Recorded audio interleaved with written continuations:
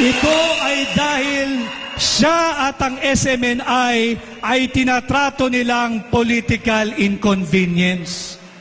Ito yung mga nagdadala ng totoong kaganapan sa ating bansa.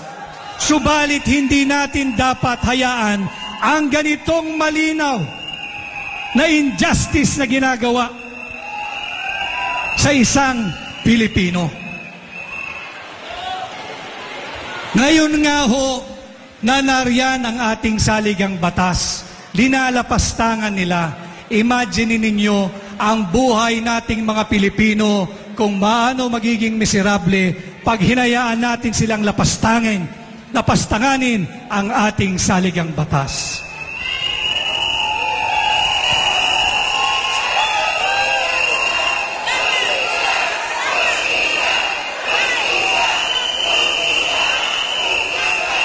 Bakit iba ang trato doon sa akusadong ang pangalang Pastor Kibuloy kumpara doon sa tao na inakusahan na pilit pinatatahimik yung resource person ng Senate investigation na ang pangalan ay James Kumar?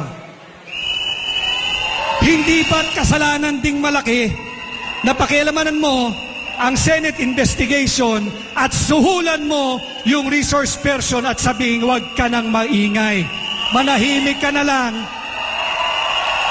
at magsabi ka kung ano ang gusto mo o magkano ang gusto mo.